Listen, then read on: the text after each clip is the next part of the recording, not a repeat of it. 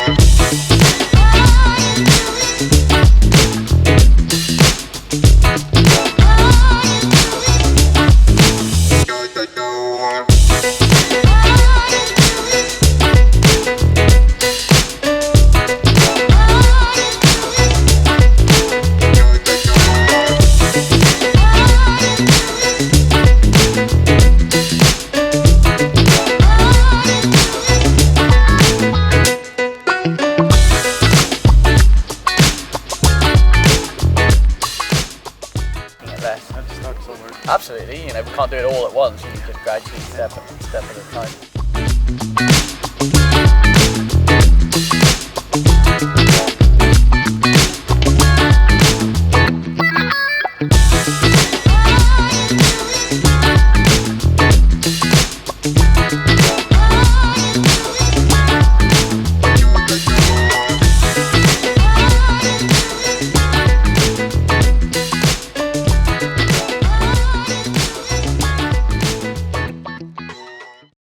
Felt at home here in Arguineguin for many years, and surf school as well.